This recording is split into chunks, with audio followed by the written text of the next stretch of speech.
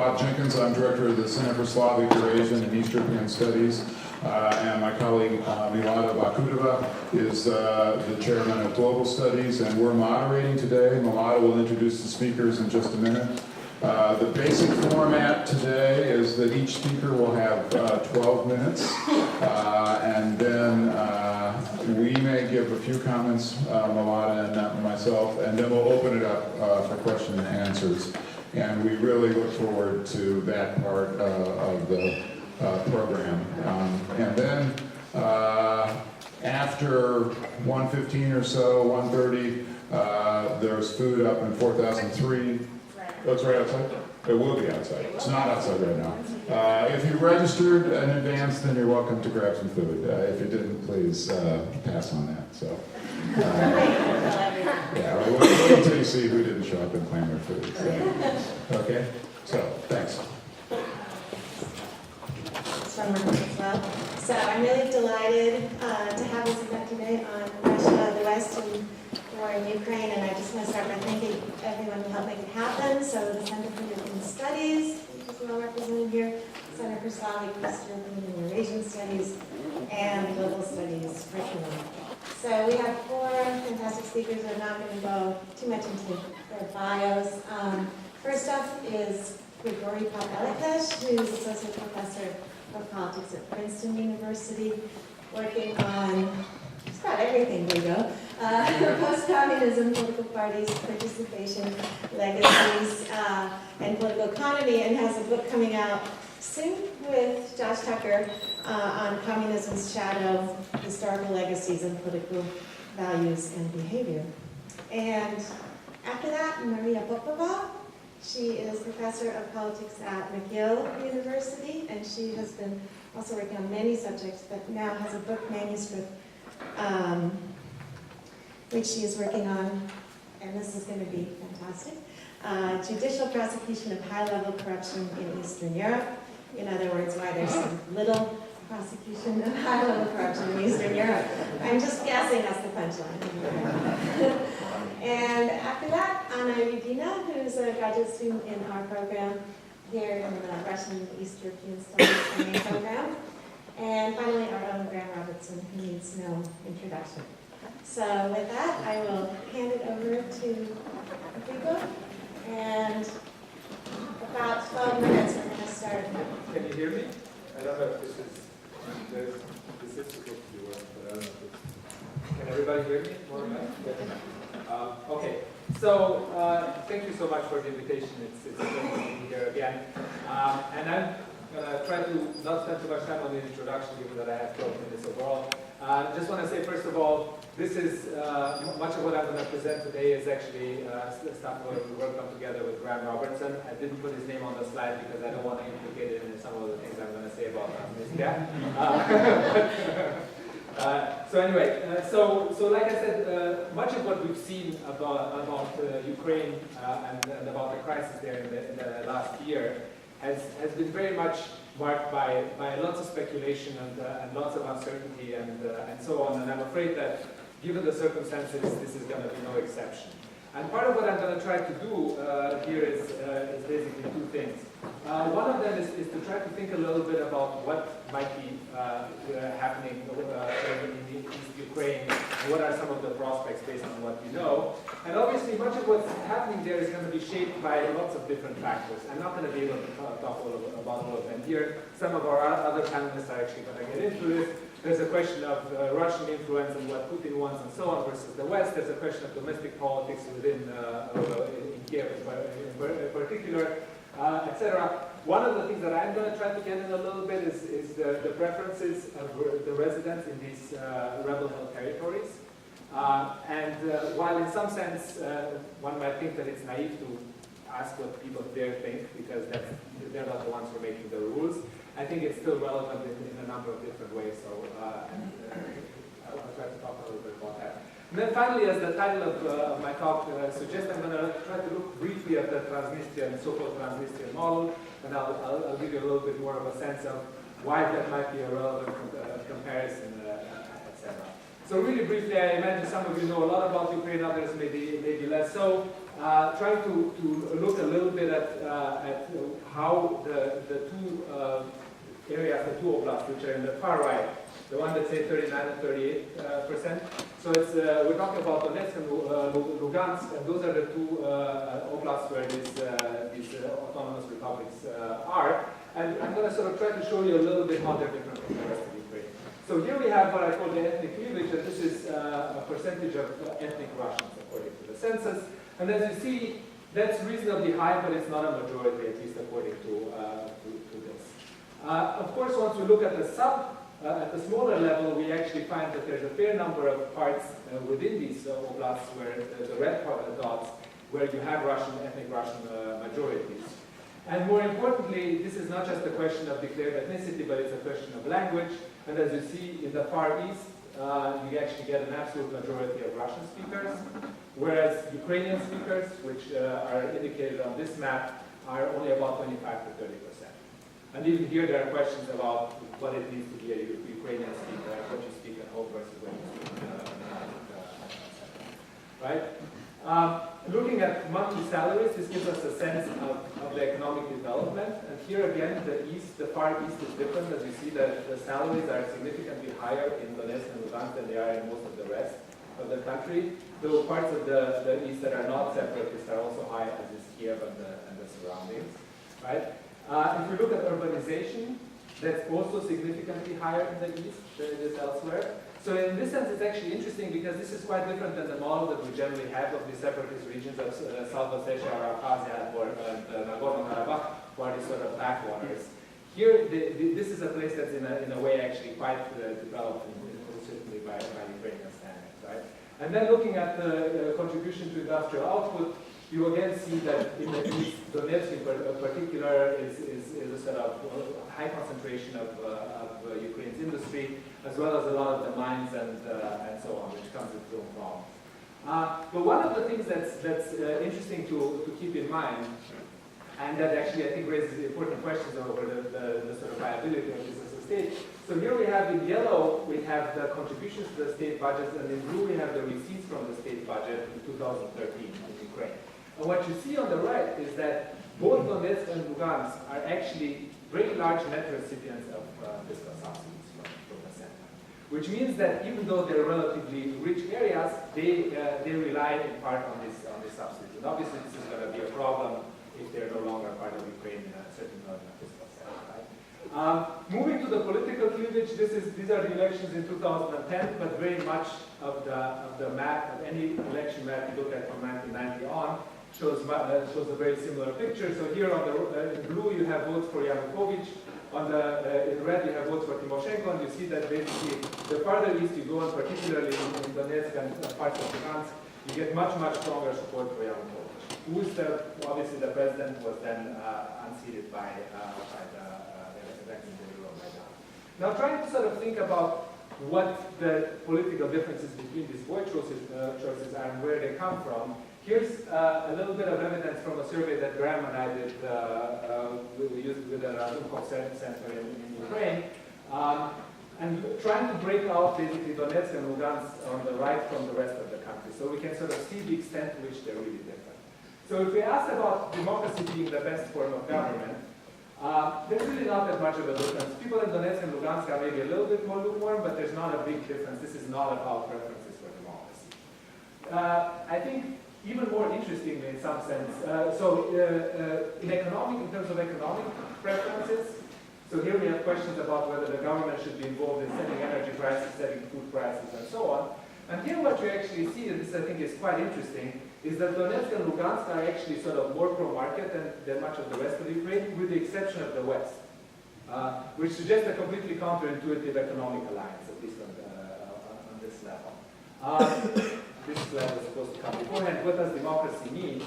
We gave them a bunch of different options. I think the one that's interesting to keep in mind is protection for minorities. Right? We might expect that the area where you have lots of ethnic Russians who are in a minority would be much more concerned about minority protection. Turns out that's not the case. Now, of course, this was done in early 2013, before the whole thing blew up, This might be a little different right now, but this is not something where you have people who are worried about minority protections in the East and not elsewhere. Where you do see important differences, though, and here we start getting into some of the contrasts, are on issues like use of Russian as a state language. You can see that in Donetsk and Lugansk, absolute majority favors it, whereas in the center and the west, an absolute majority is against it. But the question of international economic integration, whether to join the EU, which is very popular in the west and the center, and not very popular in Donetsk and Lugansk, and vice versa. Joining the Russian customs union goes the other way. Right? So on these issues, on language policy issues, and on international integration, we see Donetsk and Lugansk being quite different from the rest of the country, even compared to some of the rest of the East. And then, sort of turning to more proximate questions, what you see here, so these are questions about, this was asked in February, about interpreting the Maidan protests against Yanukovych. And what you see is whereas in the West and in the center, this is very much interpreted as being about the Ukraine becoming a normal country and fighting against the Yanukovych regime. In the East, and here unfortunately we cannot break out Donetsk and Lugansk, in the East this is seen as being about Western meddling and about nationalist sentiments. Right? So very different interpretation. Relatedly, and here we can look at the differences, is the view of the Maidan event, so either seen as an armed coup or as a citizen protest against tyranny. And what you see that in Donetsk and Lugansk in particular, the overwhelming view is that this was a coup, right? Which then, not surprisingly, and more so even than in the rest of the East, which then not surprisingly translates into low legitimacy for the interim government. You can see red and in blue on the bottom are the percentage of people who think that it's legitimate, and this we're talking 10-15%. So the interim government certainly had low legitimacy. What's interesting, if you compare the legitimacy of the parliament versus the interim government, it's a little bit higher for the parliament, because the parliament was elected under Yanukovych, right? And then but the thing that's interesting and goes counter to this, and this we should remember is in April 2014, so things might have changed since then, is that the vast majority of people, including in Donetsk and Lugansk, are actually don't have a lot of support for the occupation of the administrative buildings, or in other words, for the rebels. Right, so at least at the beginning, and I don't think that the situation since then has really endeared the rebels very much to the general population. There's basically what we're seeing here is a vacuum of trust, both in the central government, and that hasn't been helped by the shelling and by the victims and so on, but also in this leadership, right? So then the question is, where does this leave us? And unfortunately, we don't have obviously survey data from a very recent one. It's not exactly easy to go and do surveys here. So one of the things that I try to do is to sort of think about where else we might look at to understand what might be happening here.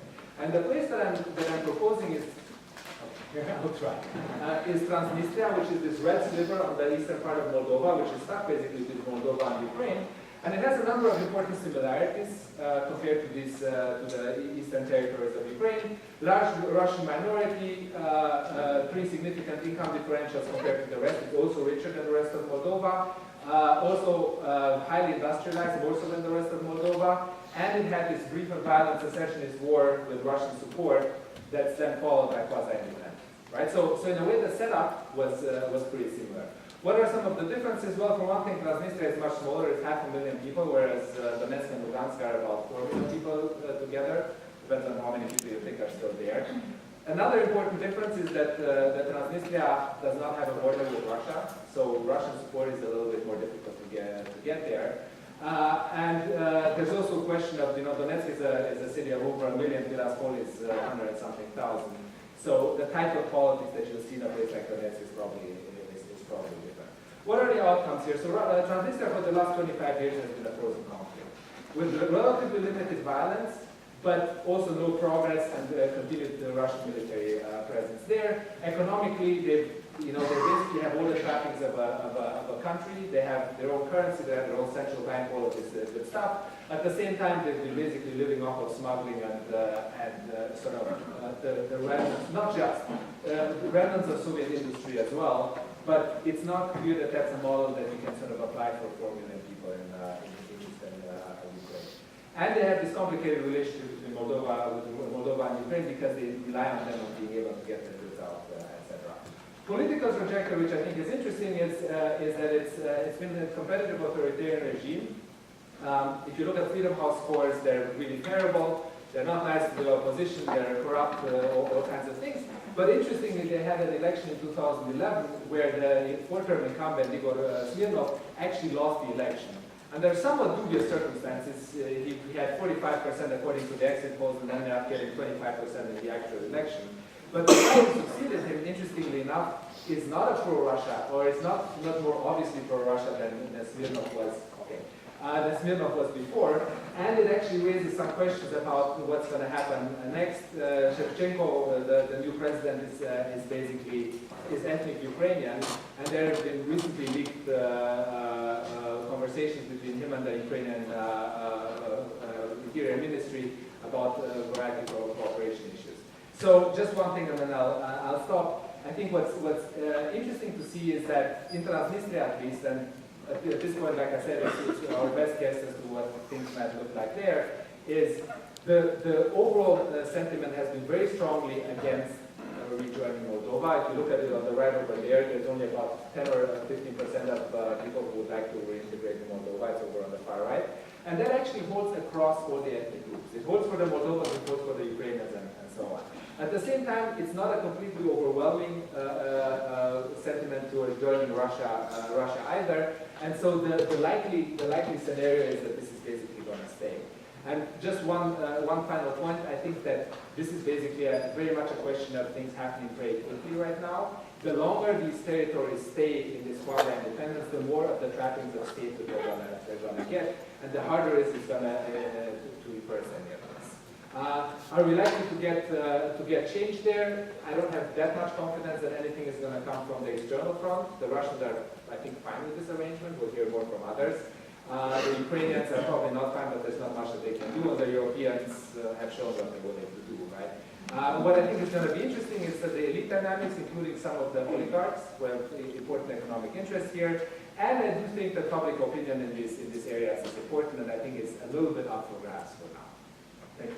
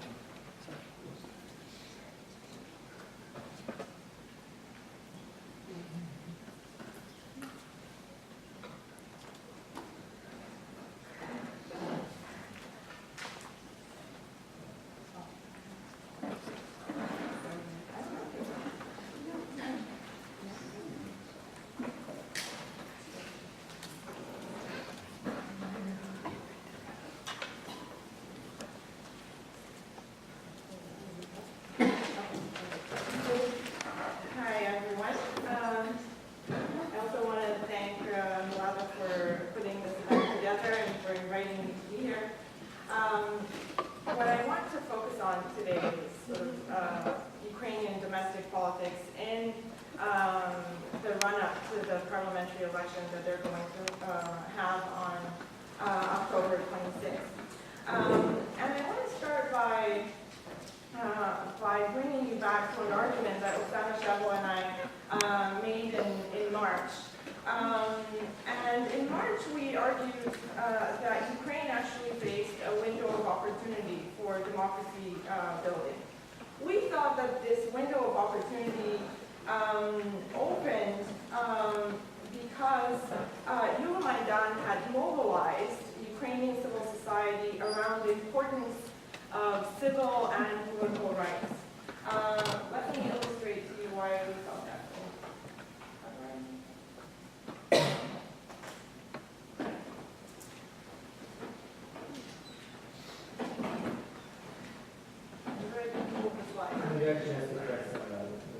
It's on the keyboard. Oh. Okay. So as you see in figure 1, some of the surveys that were done during Maidan show that the overwhelming motivation for participating in Maidan was actually sort of a group of points about the rule of law, limiting excessive use of force by the riot police, and controlling corruption, rather than government change or the EU association agreement. So we thought that the top motivator for Euromaidan participants was this demand for more rule of law and less corruption. We also thought that the Yanukovych regime in these last months of its existence, and initially Russia through the Crimean invasion, actually had the effect of mitigating Ukraine's long-standing regional divide. It became increasingly suggested during these last days of the Yanukovych regime and the immediate aftermath, in the context of these competing pro-Ukrainian and pro-Russian rallies in the south, in what used to be known as the southeast of Ukraine, that the southeast was really no longer uniform in its position, and big parts of the southeast seem to have moved closer to the center and west in their attitudes. Kharkiv, Dnipropetrovsk, Odessa, Kherson, Mykolaiv gravitated closer to the center and the west rather than to a pro-Russian position. And initially, even in Donbass, local elites claimed that they were ready to work with the new government in Kiev. Sort of the whole rhetoric about the illegitimacy of the government in Kiev and about casting the ouster of Yanukovych as an illegal coup, we think actually happened sometime in the spring rather than immediately in February after Yanukovych was ousted. So we thought initially that the strengthening of Ukrainian national identity and state legitimacy in the beginning of the Russian intervention in Crimea could have allowed for more democratic, inclusive policies on language, on national identity, and perhaps the focus on rule of law as one of the top demands of Euromaidan could have become the basis for some new, better economic and corruption curbing policies. We thought Ukraine could have capitalized on this watershed moment to clean up its political process and start pursuing some more inclusive and effective policies. Alas, I think we were completely wrong. I think at this point, the rise of the insurgency in Donbass and Russian support for it, and here I don't want to make an argument about which started which, because I don't think we're really entirely clear on that. So what we know right now is that both local actors in Donbass are now heavily invested in this insurgency, and Russia is supporting and invested in it as well.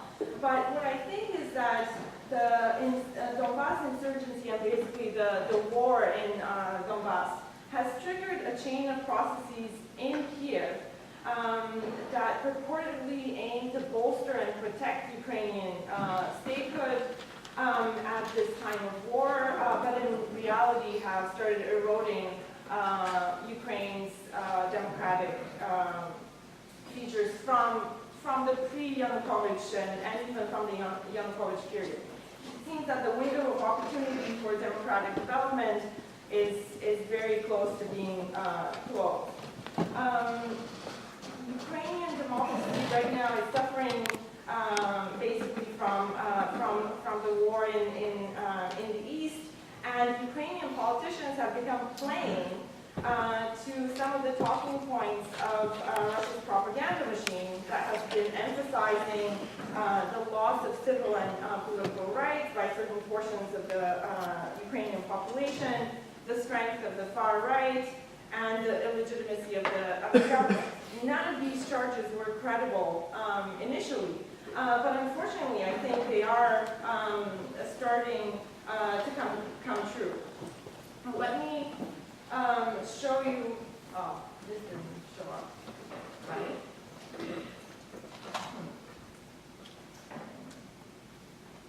Okay, you're not going to see all the. I don't know why in the conversion. I guess it got shifted. The font is much larger, so you can't see the whole table. But let me briefly talk about the upcoming parliamentary elections. Political competition is intense, and indeed Ukraine continues to be pluralist and competitive. But many of the potential gains of Euromaidan have been lost. First, there's a lot of status quo political elites that continue to dominate the political process. As you see, Poroshenko, Timoshenko, they're all familiar faces from the pre-Euromaidan period. They're also Poroshenko and Timoshenko are oligarchs. Dashko, who seems from the Radical Party, who seems like a newcomer, is possibly linked to another, to a Yanukovych era oligarch, Lyovichkin, who may be financing Dashko's party. There's talk about that in the Ukrainian media. But as important as what's in this table, which you can't see all of it, it's actually even more important what is, I think it's more important what's not in the table. And it's very consequential. Many of the political actors that emerged from civil society mobilization during Euromaidan and represented those who wanted to pursue European integration, control of corruption and the rule of law, have been completely sidelined during the summer.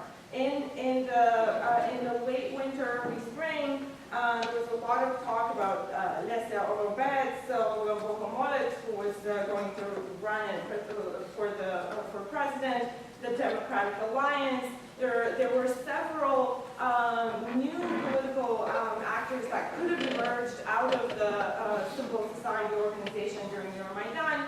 They now all get less than 1% of the intended vote. An additional problem is that the East and South, and I'm not only talking about Donbass, I'm also talking about the pro-Ukrainian parts of the East and the South, has been de facto disenfranchised by the collapse of the Party of Regents, Yanukovych's party, and by the absence of a replacement. Right now, the Party of Regents gets only about 2% of the intended vote.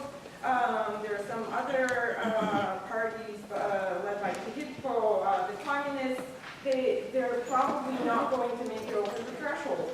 And it is does not surprise. There's no new actor that has emerged in those regions to vie for those votes. And that's why it doesn't seem surprising that close to 40% of voters in Donbass and close to 25% in the South say that they will not vote in the parliamentary elections, compared to only 2 to 7% in the rest of the country. What is even more concerning than the lack of options, I'm really not doing well with this.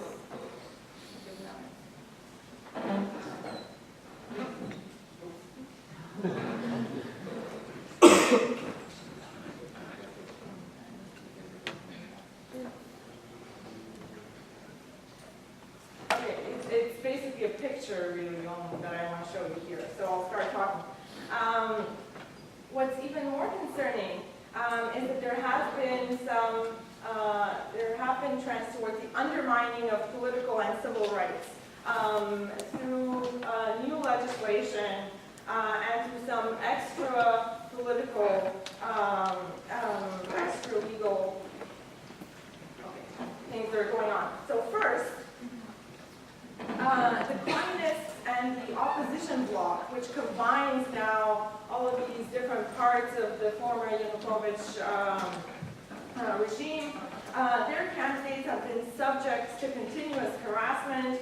There are ongoing attempts to exclude them from political competition. There were threats to start criminal prosecution for treason against Communist Party MPs for voicing support of the insurgency in Donbass. The communists have been excluded from parliamentary debates. And what you see in this picture is an example of the quickly spreading practice of the so-called trash bucket challenge,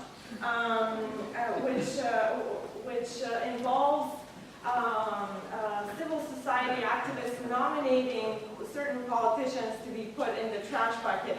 And there you see a local politician who is forced to sign his resignation letter sitting in a trash can where surrounded by activists who have illustrated him. That's the second term used for this is the so-called trash bucket illustration. Now, obviously, it is worrying that activists are pursuing this illustration outside of the legal channels. There has also been a very comprehensive and unprecedentedly harsh illustration bill that the Ukrainian parliament passed and the president recently signed. It contradicts standards set by the Venice Commission, but they passed it anyways. Even before before the passing of this illustration law, there was a lot of this sort of case-by-case forced resignation of officials at all levels of government. In addition, there are draft bills on media that envision very harsh measures against media outlets and businesses that support the terrorists, very vaguely defined.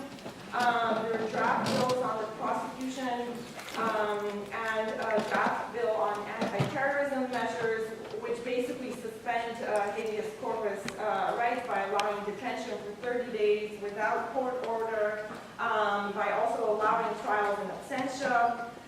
Given that Euromaidan's top demand was more rule of law guarantees, these draft bills are especially harmful and go against the spirit of the protest.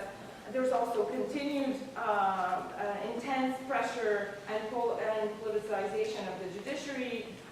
Recently, a judge who released an accused officer who was accused of firing on the crowds during Euromaidan. In the process of the criminal case against him, the judge released him to house arrest, which may or may not have been a wise decision because he ended up hiding from prosecution. But the judge has now been immediately subjected to disciplinary measures and has been harassed herself, which is obviously not a step towards a more independent and more politically neutral judiciary. And the final threat, and I promise that I'll stop there, the final threat, I think, to democratic politics in Ukraine comes from the integration of the leadership of the voluntary battalions that are fighting the war in the East, their integration into mainstream political parties. Some of these volunteer battalion leaders are known to have unabashed neo-Nazi views. They've been gaining political legitimacy because of their patriotic sacrifice, which you can't necessarily argue against, the fact that they are volunteers fighting in the East. But the danger is that this is sort of mainstreaming their very extremist views. And I'll just give one example. The leader of the Azov battalion, Pop-Eleches, who is also a leader of a white supremacist organization called the Social National Assembly, has been invited to participate, to run on the ballot of the National Front, which is led by the former Prime Minister Yatsenyuk and former acting President Kuchino. So what that illustrates is that domestic political processes in Kiev are starting to play to Russian propaganda. So the strength of with the far right, which was never really a real problem, it may become much more of a problem through the integration of these actors in mainstream political parties. Thank you.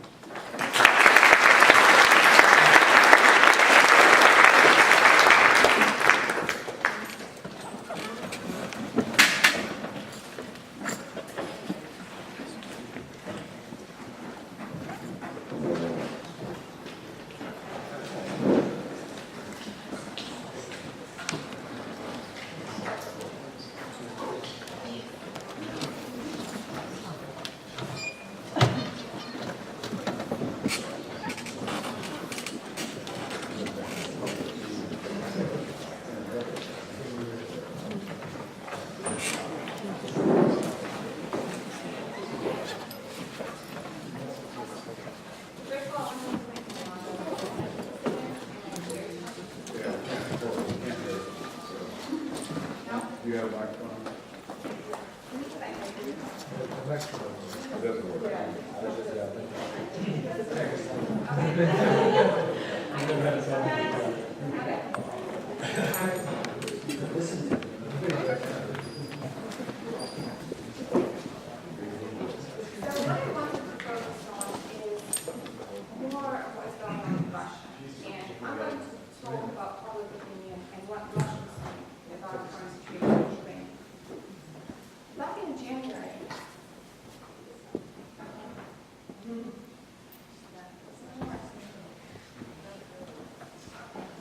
So back in January, Putin's approval ratings did not exceed some 65%.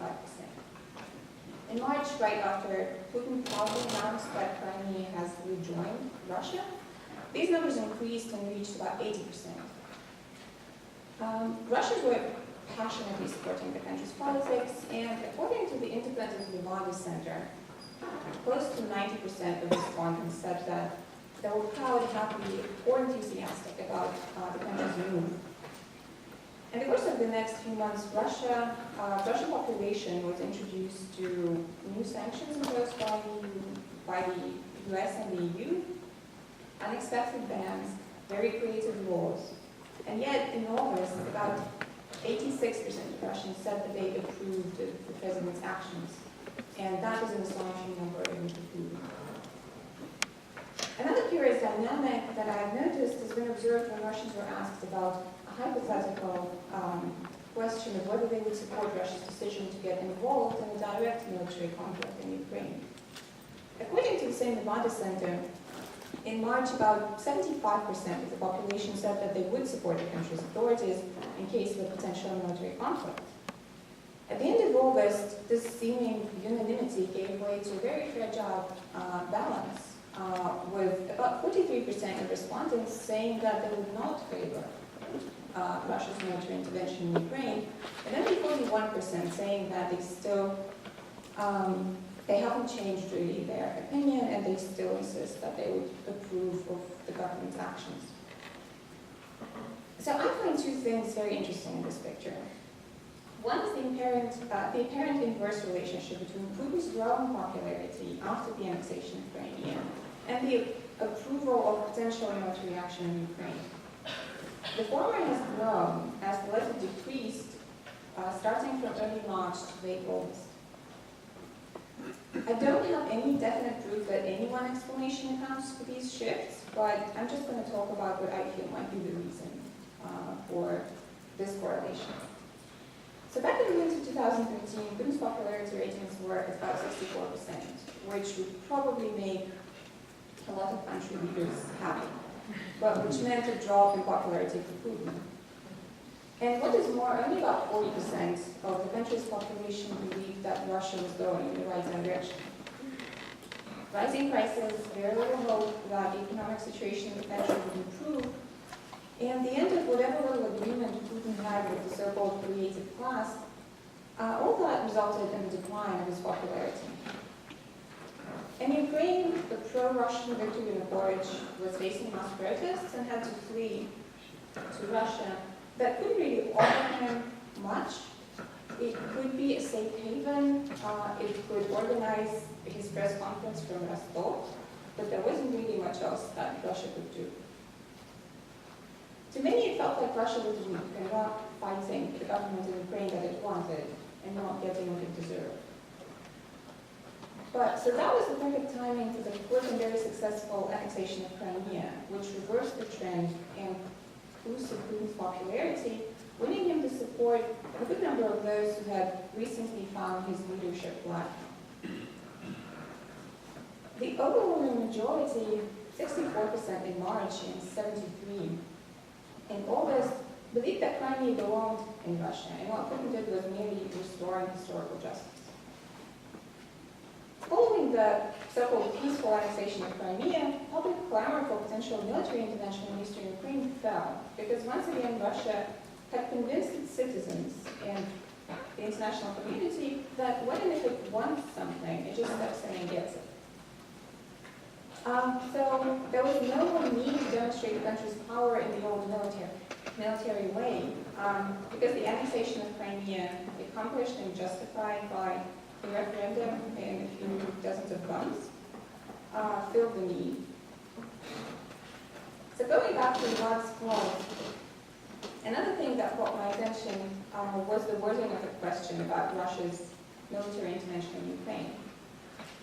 The question was posed as a hypothetical, which sounds a bit odd in the West, where it is widely believed that Russia is militarily involved in Ukraine. In Russia, however, only 26% believe that the two countries are at war at the moment. And this number has been steadily declining since April, when about 55% believe that the two countries were at war. Today, 75% of Russians believe that Moscow is not in any way responsible for the hostilities in Ukraine, and many actually suspect the West of intervening and meddling. What I believe is the reason for this interpretation of events is TV, largely, if not entirely. Because it's so drastically different from the Western news coverages. Around 90% of Russians see and use federal TV channels as their main news sources. And the Russian side is not surprisingly reluctant to report its military intervention in the neighboring country. And instead, Russian soldiers in Ukraine are called volunteers on air, and they are supposed to be fighting for their country and helping their brothers in Ukraine. But given such a noble goal is losing ground today, and it seems that more and more people disapprove of Russian volunteers taking part in confrontations in Ukraine. Only 13% of the population approve of Russian soldiers fighting there, compared to about 24% in May. And about 20% passionately disapprove. Back in May, this number was 15%. So we can see this trend of people becoming less happy. It remains to be seen how strong was this patriotism shot that the population received back in March after the annexation of Crimea, and whether Putin's popularity will continue to hover just under 90% for much longer. What is clear now is that Russians are getting tired, and the overwhelming summer consensus is not as solid as it used to be. I was asking myself, does it tell us anything about the regime stability and regime change in Russia?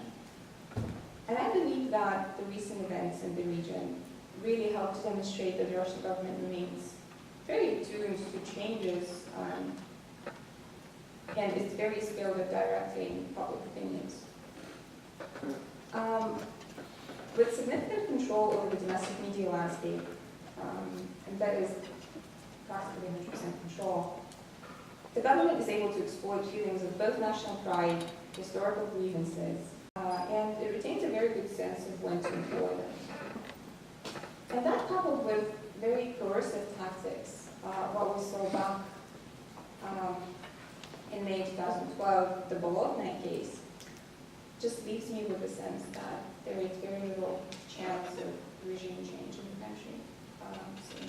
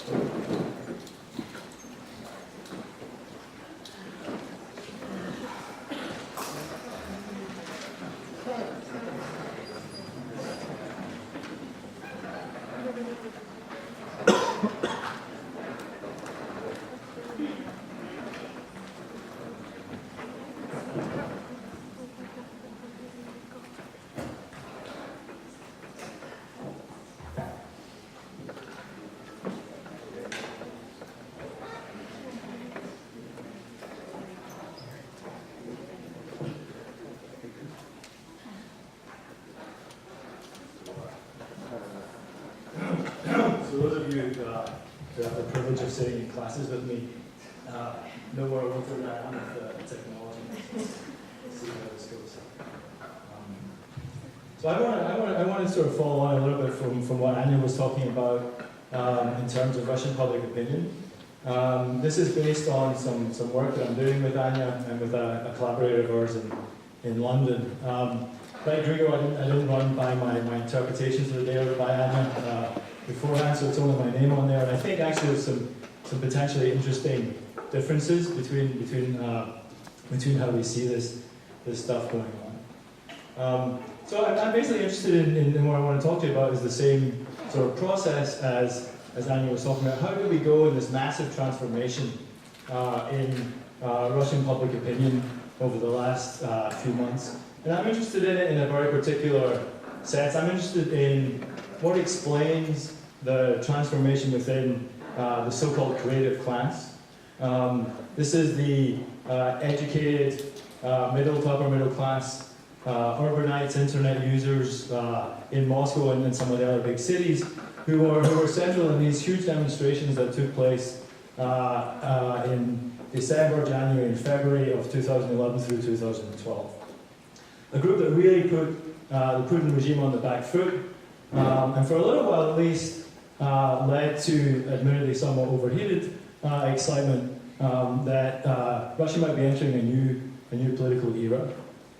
So about a year later, or 2 years later, Putin's transformed himself from being a guy who's on the way out to being a national hero. And these are kids wearing shirts that have the St. George colours on them. These are the colours of the, it's an old Tsarist order actually, but these are the colours of the medal that was given to the victors in the Second World War. This is the ribbon you get on your medal for victory over Germany in the Great Patriotic War. That's the name of the medal. So the recent events in Crimea and Ukraine are really being framed in the context of this sort of Second World War era with Putin as the hero. Why that is, we could talk about. It's actually really interesting. I think the whole relation to the Second World War. This is also seen, I think, in Western Ukraine as kind of a rerun of World War II for various reasons.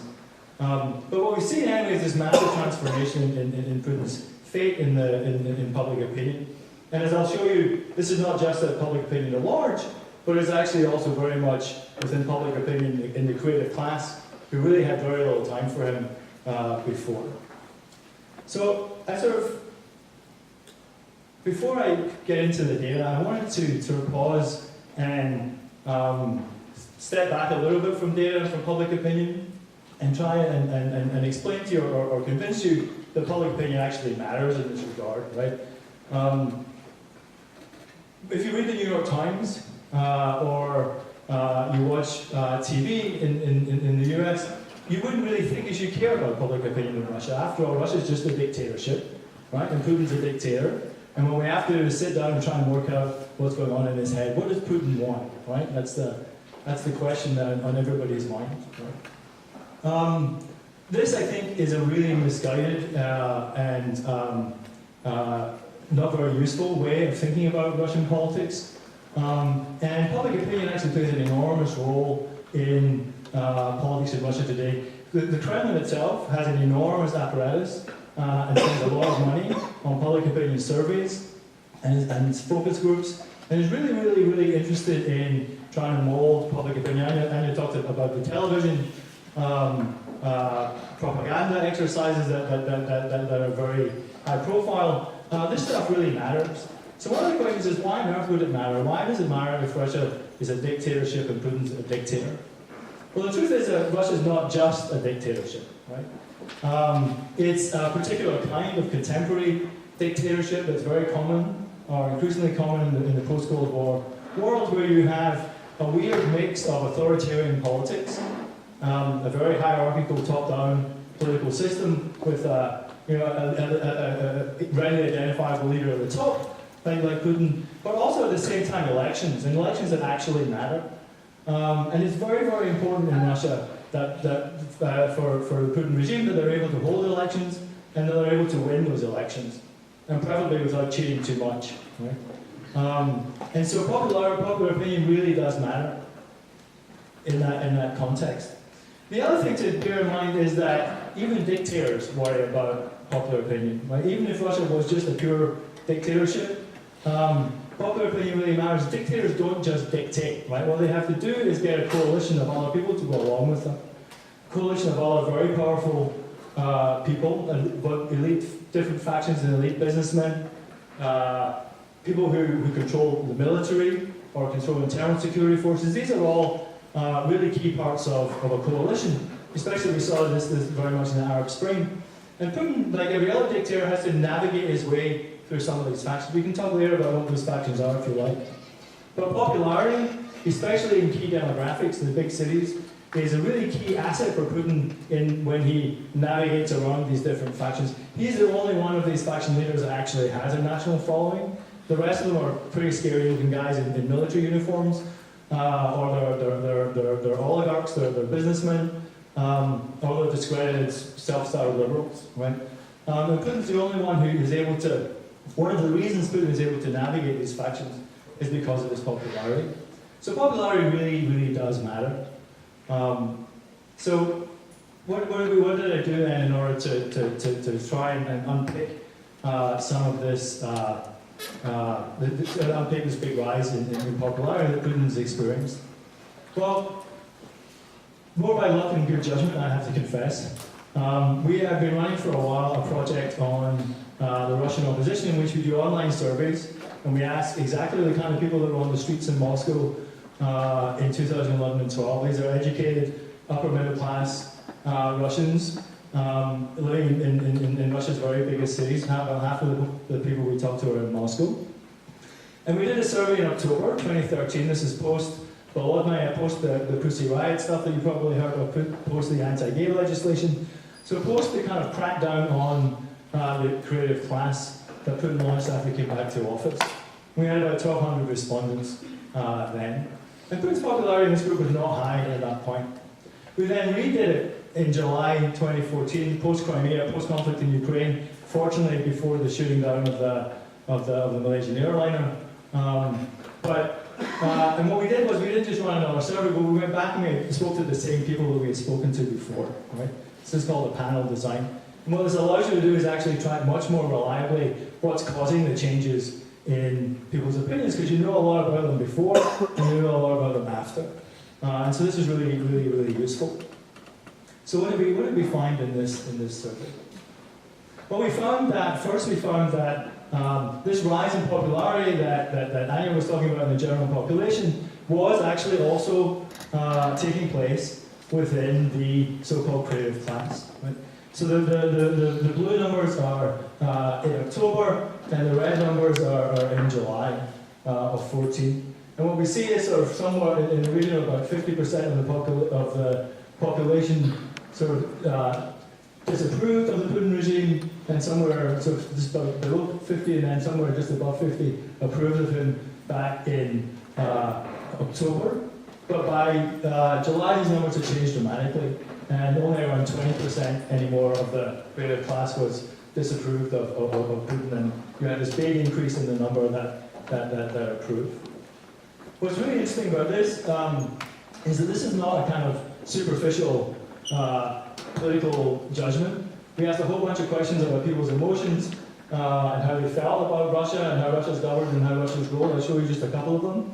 Back in October, we asked people if they were angry at Russia's leadership, and you had in the blue here you had quite large proportions of the population, about 50% of the population, who agreed that they were angry, and only about 35% of the population who disagreed that they were angry with the way Russia was being led at that time. This is really, really, really high.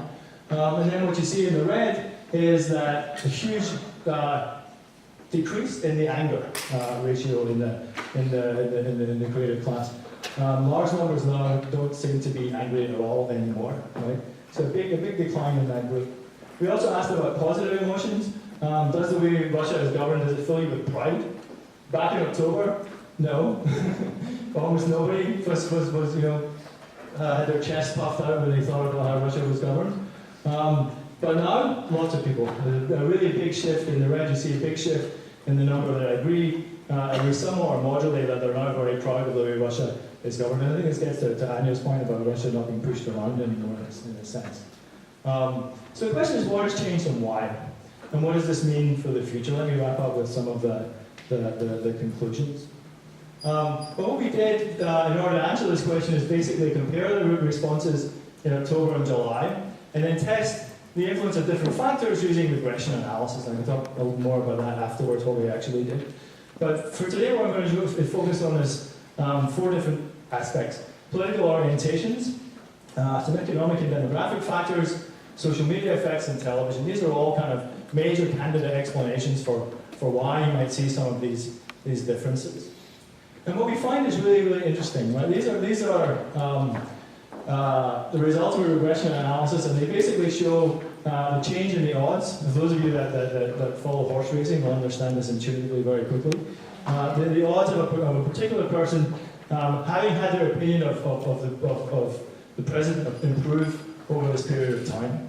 And what we find is that it's across the board, basically. Non-voters, this is compared to Putin voters. We find non-voters, people who voted for the Liberal candidate in the 2012 presidential elections, and people who voted for the communists. All of them had their opinion improve. Right? Those are the parts of the population that were most changed. The Putin voters already approved of Putin anyway, so their votes can't change very much. But this is not just communists, and it's not just liberals, and it's not just people who weren't interested in politics before. It's right across the board. We also looked at a bunch of demographic factors. We found that most of them don't really matter much for what was going on. What's interesting here is that where it says age, so the older you are, the less chance it was that your opinion improved, or put it the other way, younger people were more likely to be impressed with what's happened since October than older people, which is interesting. And then also, people whose family finances have improved are more likely to have had their opinion of the president improve over this time. What's really interesting about that is that the numbers of people whose family finances either improved or deteriorated was the same, basically. So what seems to be the effect is if you got richer during this period, you credit Putin for it, and if you got poorer during this period, you don't blame him for it, right? Which is some kind of politician's dream, I suspect. So there is an economic dimension to this, a fairly significant economic dimension, and that's been in the literature on Putin's popularity from day one, for years and years and years. That's been a constant. Social media, this is not a constant in the literature. This is the new hot, trendy thing to talk about. What our results suggest is that being on different social media platforms doesn't really matter. It doesn't make any difference to the whether your opinion improved. Putin discussing politics on social media has no effect either, or very, very small effects. This last thing at the bottom here, lagged relative political position, this is, we asked people back in October whether they felt that everyone else in Russia agreed with them. And so people who think that they represent the mainstream have tended to have their opinions improve over time. And last we'll do television, because I'm getting told to shut up. This is basically a sort of, there's evidence here to suggest, I'll explain what the finding is first for you, because there's evidence here to suggest that television has some effect, but not nearly as big an effect as everyone in the media thinks it has, right? What I found basically was that so the very top of people who follow politics, but don't watch state television, right? So if you're interested in politics and you get your media from somewhere else, then it's likely that your opinion of Putin has actually gotten worse since October, right? So television matters to that extent. But the effect of television, if most people that do watch state television every day, is really a function of how interested you are in politics. If you're really interested in politics and you watch state TV, then it really changes your opinion. It really seems to matter. If you're not interested in politics and you watch state TV every day, it just goes right over your head or out the window, right? It doesn't have any really substantial effect at all. Which I think is really, really interesting for a bunch of different reasons. Let me just wrap up. The idea that there's a sort of meme going around social networks that Putin supporters are kind of stupid, lumpen, country folk. That's just not true at this point in time. Putin has enormous amounts of support, or big increases in support in educated middle-class urbanites, which is really, I think, an important thing to bear in mind. It looks like a lot of this is just kind of a temporary rally on the flag. In fact, this fact that all of the different parties that he picked equally from all the different parties is a real sign. This is just a general sort of inflation of his opinion. There's nothing really sort of particularly driving the perceptions. The literature in political science on rally around the flag effect suggests they're short, right? So that would lead us to expect this rise might go away fairly soon. The economic element in it is also worrying if you're sitting in the Kremlin. It suggests that when the economy starts to turn bad, fewer and fewer people are going to feel better off, and so fewer and fewer people are going to sort of continue to have a high opinion of the president. And then finally, it shows that there is some role for television propaganda that does have some effect on opinion, but that effect is sort of moderated and a little more subtle than it's sometimes presented. So I'll wind up there.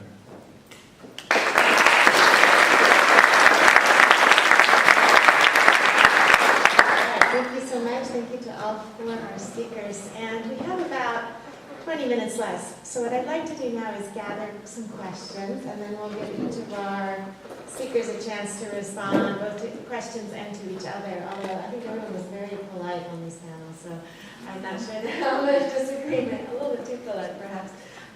So if you have questions, raise your hand, and we'll ask 5 or 6. Michelle, right in the back. Thank you all. It was Can you really, speak really loud? it was very interesting. Thank you very much. I'm wondering if Graeme can talk a little bit about how Putin has framed the conflict as some kind of continuation with the Second World War, because that seems perhaps a really important symbolic connection for why people are rallying around the flag.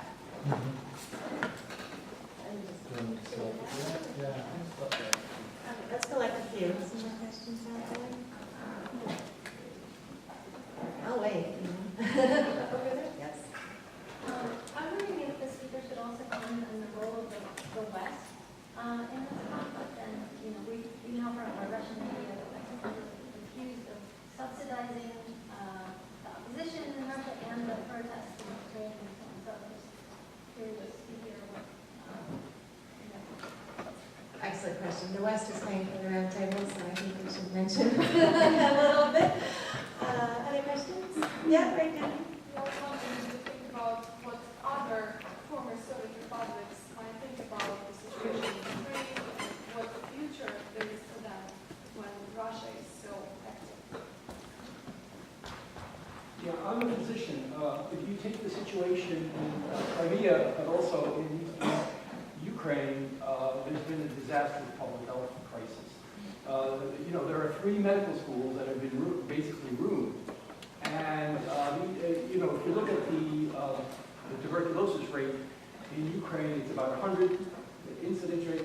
In Poland, it's about 24. In Russia, it's even higher. And if you start having these holding pens and this chaos in eastern Ukraine, basically what you're doing is disseminating tuberculosis. And this is, in the long term, much more dangerous than Ebola. In fact, Ukraine has been one of the highest areas in the world in terms of multi-drug resistant tuberculosis. And if you think Ebola is bad, MDR-TB, or even XRD-DRTB, which is extremely resistant tuberculosis, is much worse. The same thing holds true for HIV. The AIDS control program in Crimea was destroyed because of ideological reasons. And Ukraine has the highest rate of HIV in Europe. And the Donbass is the highest by far in Ukraine. So this dissemination is. And all these volunteers who have come from Russia are now going to go back to all parts of Russia and take this with them. And making the situation in Russia, which is already bad, even worse. I mean, somebody has to address the issues on the ground. It's wonderful to talk about the iPhone crowd in Moscow. But what about what's happening in Ukraine? Excellent question. Yes. I was just going to see if any of you all could comment. The Transnistria example was very interesting, but there have been parallels drawn to Georgia, and so past parallels. But then there's I'm curious if there are any thoughts on the Baltic states and how much they should worry, or if they should worry. And so I'll ask a question too. So it sounds like from the presentations, and it's generally agreed that the consequences for the quality of governance are bad for both Ukraine and Russia, right? We've seen a kind of deterioration. It's bad in Ukraine for all the reasons that Maria described, the fog of war, but my question for you then is, what can the West do? Or is the West doing anything to try to keep Kiev from making these huge mistakes, right? I mean, in terms of, they're not doing it because they want to make Russian propaganda look good. They're doing it for other reasons, but they're making clearly huge mistakes. And then what about Russia? If Putin is so popular now, does that mean we're going to see a kind of loosening in terms of the crackdown on civil society on media, or does it not work that way? Because the crackdown before was clearly because Putin was feeling insecure. Is he now feeling more secure? So does that have some silver lining? I doubt it, but here's my question. Okay, so let's go in the order of that we presented. So if we go, you want to go and take as many, or as few? Let me see. Does this work? Yeah. Okay, so I'm going to try to pick a couple of them. So on the role of the West, I mean, I guess given that the EU is paying for this, I should say nice things about it. But so then I think it's a very mixed bag here. I think that the EU has to play a very sort of careful card with the Ukrainian government. And I think there have been these signals about, it's not such a great idea to go with a nationalist and so on, but at the same time, it may not have been clear enough, and it's not clear. And this is one of the things that I meant to talk about in the conclusion, is that depending on how these elections turn out, the parliamentary elections, it's very well possible that they're going to need, that Poroshenko is going to need the nationalists as part of a governing coalition. And in that case, the trade-offs are going to be much harder, and I think the West is going to be facing some very tricky questions, right? As far as the other way in which the West matters is actually in a strangely passive way, which is that, as some of the evidence that I showed, this is a very polarizing issue in Ukraine, and not just in Ukraine, by the way, very much the same thing in Moldova. And there's this very strange dynamic, which is actually quite interesting, is that if you think about it, if the Donbass actually becomes semi-independent and stops voting in these elections, Ukraine will have a pro-Western majority for the foreseeable future. Doesn't mean that they're going to be necessarily sort of the Western liberal Democrats, as I think Maria rightly points out, but this split between East and West that was very balanced, and that's already been thrown off by the fact that they lost 2 million Crimeans. If they lose another 4 million people who voted 80–90% basically against this is going to basically flip it, and it's going to lead to further divergence, right? Because basically the rest of Ukraine is going to move further west, which is going to further alienate the people in the east who don't want to move further west. So even if the West doesn't do anything, it's actually in a way sort of contributing to this. And that gets me to the second question. By the way, you see a very similar phenomenon in Moldova.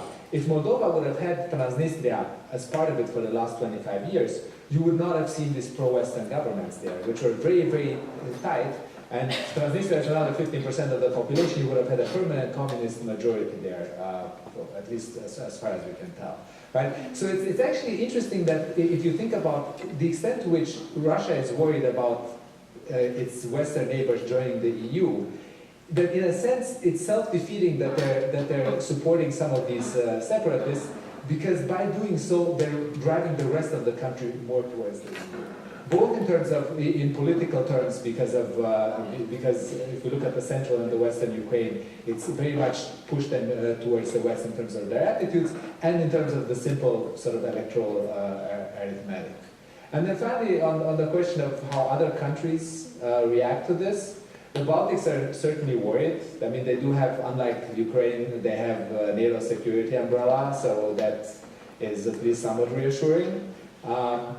But there have been incidents on the Estonian border. There have been a number of incidents with the Russian planes violating airspaces in various border countries, including some of the Scandinavian countries, right? So there's a nervousness there. I don't think that that anyone really expects the Russians to go that much farther. I think where the situation is the most critical is Moldova, which has elections coming up in about a month. And there, it's very much going to be the same type of referendum on the West versus the EU. And it will be interesting to see how this Ukrainian episode has shifted the opinions there, which have been, I mean, even surveys that I saw in sort of about 6 months ago, it's very evenly split between the communists and the sort of pro-Western governing party right now. So this could really go either way, and of course the Russians, I mean, they have the Transnistria card that they can play, and there are other parts of Moldova as well, particularly the Gagauz area, that have been talking about joining sort of, you know, Novorossiya or some sort of a more Soviet-looking faction. So there, that's another place where we might see things blowing up very much along these lines as well. I think I'll stop there. Thanks. I think I want to answer a similar set of the questions. First on Milada's question about what can the West do to sort of help guide Ukraine out of the fog of war. I think they are doing some pushing of the current Ukrainian government. For example, after passing the illustration law, the Venice Commission immediately said that they will look at it in detail and probably say harsh things about it. And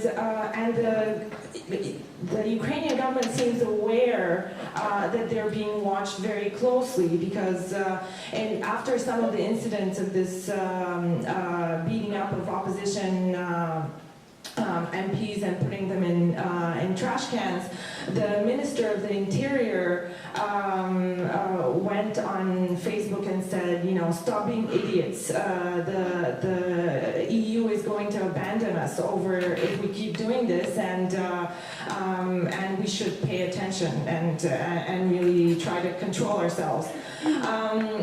On the question of the role of the West in spurring the protests, I actually don't think there is a lot of evidence that they did anything proactively. I mean, rooting for one actor in a protest is not the same as supporting and creating that actor. And I think the evidence that we have from the surveys of Maidan participants shows that the social mobilization this time was really, especially even in comparison to the Orange Revolution, I think there's even less ground right now in Euromaidan to claim that this was a Western orchestrated protest because it was so spontaneous in the way it grew in numbers after the crackdown by Berkut on November 30th. So I don't think the West really did a whole lot to spur the protest or to maintain them.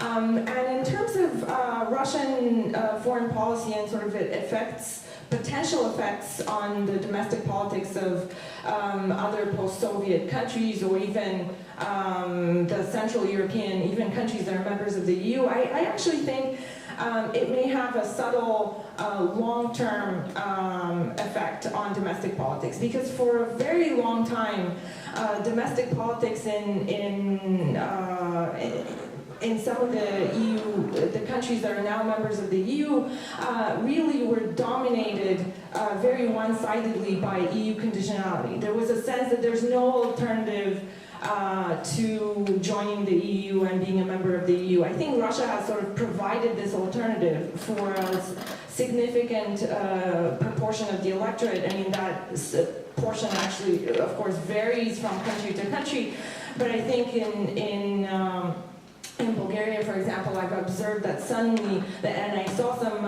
surveys showing that over the last year, suddenly there's a third of the population that has crystallized sort of and gathered around Russia as this alternative model to the EU model that has been so dominant for such a long time. And I think this will probably continue, so it may have some effects on domestic party competition.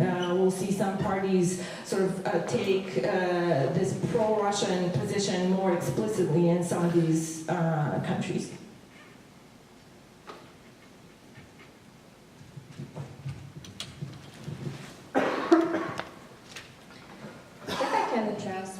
question about the crackdown on civil society in Russia. Basically, I'm as pessimistic as you are. I don't think that anything's going to loosen. Even though right now no more young people are being arrested, no more young people are being put to jail and sentenced to 5 years, just taking part in a mass protest, some laws that have been introduced in the past months are still in effect and will be in effect. And I'm talking about NGOs that are now called foreign agents and are basically they're not funded. I'm talking about all those students who were sentenced to 4 or 5 years in prison, and they're still in prison.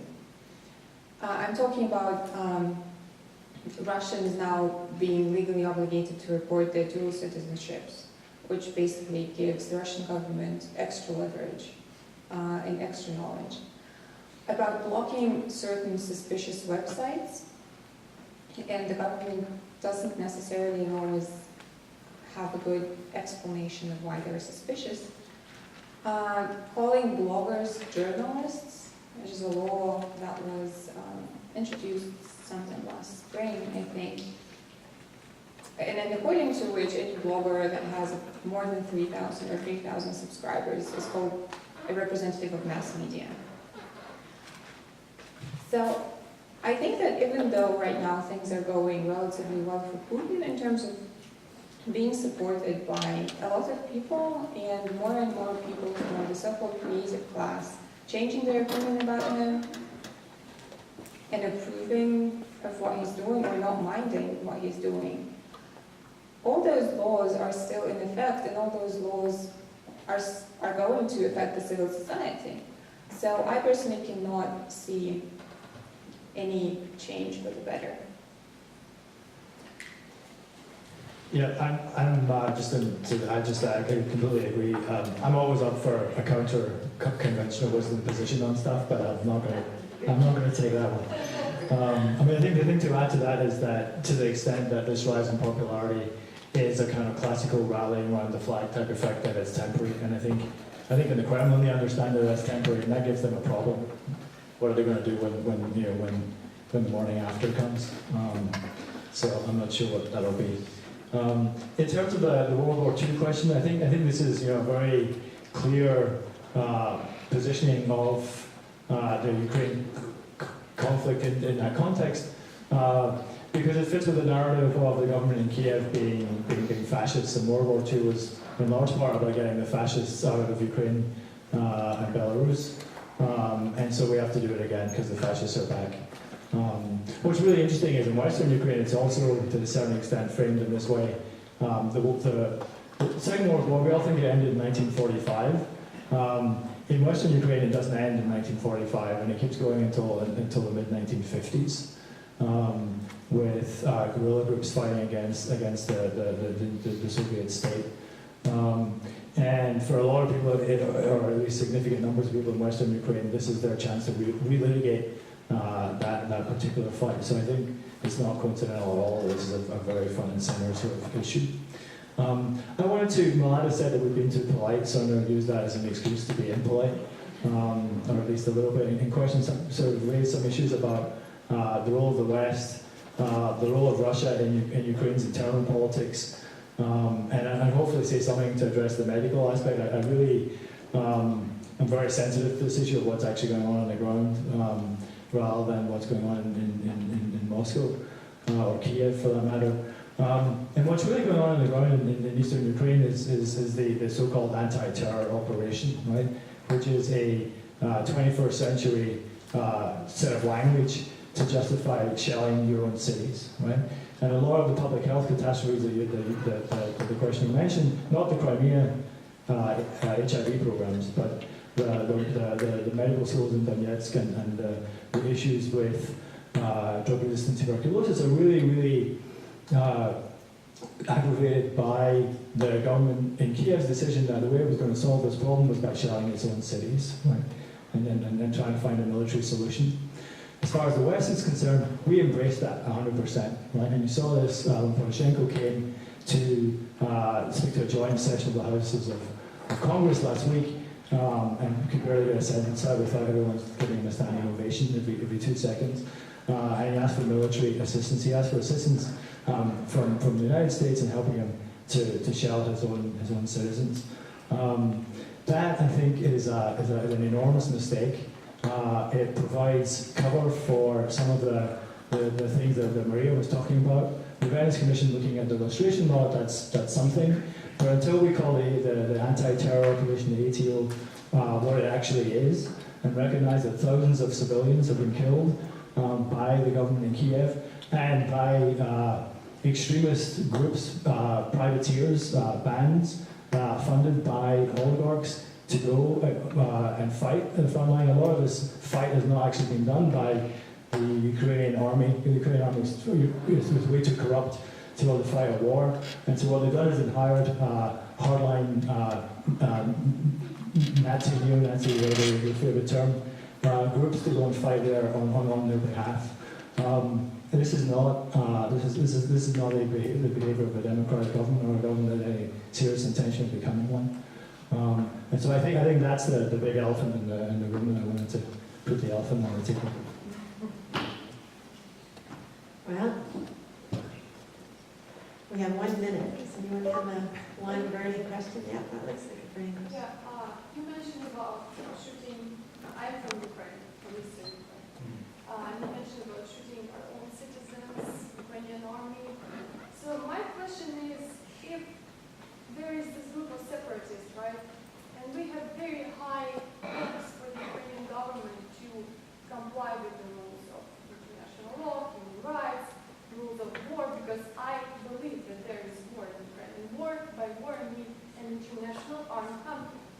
So how do you make sure that those separatists are actually complying? That if there is a peace, if there is a truce agreement, they really don't do anything? And just for you guys to know, every day during this truce agreement, 10 Ukrainian soldiers are dying. So how do you address this issue? Well, I mean, it's very simple. You're saying in Kiev, you're not going to beat the Russians in a war with the way the Ukrainian army is, right? So all you're going to do is prolong the conflict. There has to be negotiations. There has to be some kind of sense of a settlement that Russia will accept. This is very. It's very, very uncomfortable, right? It offends our West European sense of the nation state as having one voice and one leader, right? And who is responsible for negotiating. This is just not the situation on the ground. It's not. And what we saw was that when Kiev was starting to make progress and looked like it was going to win, what happened was there was a counteroffensive. Nobody supported quite heavily from Moscow, right? This is the reality. It's awful, right? I'm not saying that it's good, but the intensifying the search for a military solution is just going to intensify the conflict, and it's not going to lead to a solution. Yeah, I mean, actually, just really briefly on that, I'm not going to try to, write an elephant in the middle of the room or whatever, but it is, I mean, in a sense, the Ukrainian government was dealt an impossible hand, because they're basically stuck with two possibilities. Either they let these guys get away, right? Or they basically engage in a war that they are not militarily equipped to do, and they don't have the capacity. I mean, it's one thing to fight a bunch of guys in a field, and it's another thing to do this kind of, especially the way with Donetsk and so on, do this kind of urban warfare stuff. And so they don't have the capacity. The Americans had a hard enough time doing it in Iraq and elsewhere, and they've been training for this kind of stuff, right? And the Ukrainians don't have that. And by the way, this is very, very similar. I mean, not to sort of go back to Transnistria, but that's exactly what they did in Transnistria in 1990. Same thing where the Moldovan government basically goes and shells these positions, partly because, of course, the rebels themselves hide among civilians, right? So it goes both ways. But ultimately, what people remember is the government came and shot at us, right? And so even if they don't like the rebel leaders, ultimately the government ends up left holding the bag, and that, I think, explains why you get this hardening of public opinion in places like Transnistria, places like Abkhazia, and so on, because it's a sort of security situation that's admittedly very tough and that is then sort of badly handled. I think also it's important to discuss sort of what options were there for the Ukrainian government, not only now, but whether potentially they had different options when the separatists suddenly appeared overnight in Donbass. And I think to some extent, what happened was that the Ukrainian government did not respond in any way to the Crimean situation, and within 2 weeks they lost the territory. So I think they may have gone into the other, as a response to the spectacular failure of let's be democratic and negotiate, because no negotiation happened over Crimea. They thought, okay, now we're going to try, let's wipe them out immediately without negotiating. But looking in hindsight, I think maybe the mistake was made then, that maybe negotiations should have happened immediately then, in the very beginning of the, because now it has evolved in what it has evolved in, and the calculus has changed dramatically now. I think we're going to have to end there. Before we thank our speakers, let me just say there's lunch waiting outside, and we have also booked the 4th floor, so you're welcome to go on the 4th floor and out onto the terrace to eat your lunches. So please join me in a huge round of applause